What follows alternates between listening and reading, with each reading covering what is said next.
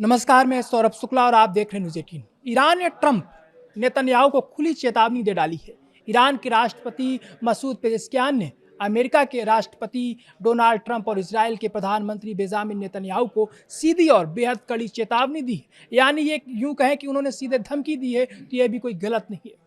Pezeshkian ने साफ कहा है कि ईरान सरेंडर नहीं करेगा, ईरान किसी दबाव में नहीं झुकेगा और अगर युद्ध थोपा गया है तो ईरान आखिरी दम तक लड़ने के लिए तैयार है। ईरान ने ना आज सरेंडर किया है ना कल करेगा। यानी ईरान की सीधी धमकी है ये। ईरानी राष्ट्रपति का कहना है कि अमेरिका की तरफ से ईरान के आत्मसमर्पण की मांग सिर्फ एक सपना है। ईरान को झुकाने की कोशिश की जा रही है, लेकिन तेहरान झुकने के लिए तैयार नहीं है।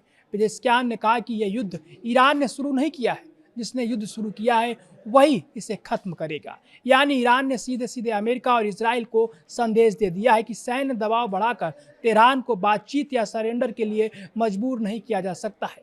ईरानी राष्ट्रपति ने कहा कि युद्ध शुरू होने से पहले उनकी सरकार बातचीत के जरिए विवाद को सुलझाने की कोशिश कर रही थी, लेकिन हालात धीरे धीरे युद्ध की तरफ बढ़ते चले गए।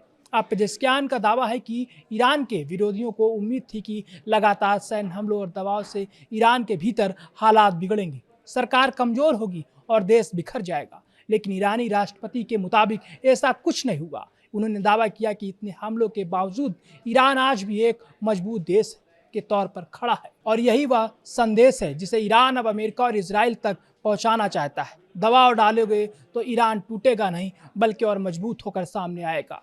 पेजेश्कियान ने यहाँ तक कहा कि ईरान अपने रास्ते पर आगे बढ़ता रहेगा और आने वाले समय में पहले से ज़्यादा मजबूत होकर उभरेगा। यानी तेहरान का रुख साफ है, पीछे हटने का सवाल ही नहीं है। अब बात करते हैं उस चेहरे की जिसको लेकर इस वक्त सबसे ज़्यादा चर्चा हो रही है।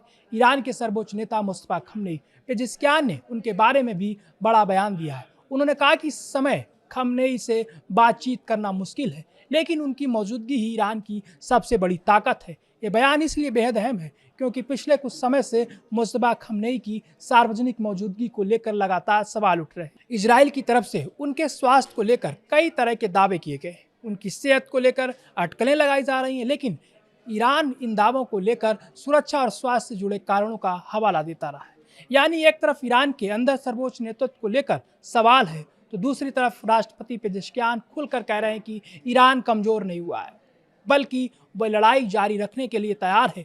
पेजेश्कियान ने एक और बड़ा दावा किया है। उन्होंने कहा है कि उनके विरोधियों ने सीरिया की तरह ईरान को भी बेहद कम समय में अस्त्र करने या उस पर कब्जा करने की योजना बनाई थी, लेकिन ईरान ने उनकी पूरी प्लानिंग पर पानी फेर दिया। ईरानी राष्ट्रपति के इस बयान का सीधा मतलब है कि तेहरान मानता है कि उसके खिलाफ सिर्फ हवाई हमले या सैन्य कार्रवाई नहीं हो रही, बल्कि उसके शासन और पूरे देश को अस्थिर करने की एक बड़ी रणनीति भी चल रही है। लेकिन ईरान अब जवाबी तेवर में है, ना सरेंडर, ना पीछे हटना, ना दबाव के आगे झुकना। पेजेश्कियान का संदेश बिल्कुल साफ है कि अगर अमेरिका और इजराइल ये मान रहे हैं कि लगातार सैन्य दबाव से ईरान घुटनों पर आ जाएगा, तो उनकी यह सोच गलत है।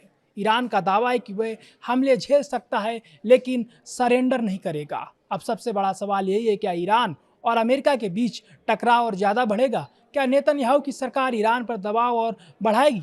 और सबसे बड़ा सवाल, अगर ईरान पीछे हटने को तैयार नहीं है और अमेरिका भी अपने रुख से पीछे नहीं हटता, तो इस टकराव का अगला पड़ाव क्या होगा? क्योंकि पेजेश्कियान के बयान ने एक बात तो साफ कर दी है, ईरान झुकने के मूड में बिल्कुल नहीं है। तेहरान कह रहा है कि युद्ध उसने शुरू नहीं किया, लेकिन अगर युद्ध थोपा गया तो उसका जवाब देने से वह पीछे नहीं हटेगा। और अब निगाहें अमेरिका और इजराइल के अगले कदम पर, क्योंकि इस वक्त सिर्फ दो देशों के बीच बयानबाजी नहीं हो रही, ये पूरा पश्चिम एशिया एक ऐसे मोड़ पर खड़ा है जहां एक छोटी सी सैन्य कार्रवाई भी हालात को और ज़्यादा खतरनाक बना सकती है। ईरान की चेतावनी साफ है, दबाव बढ़ाओगे तो जवाब मिलेगा, लेकिन सरेंडर नहीं मिलेगा।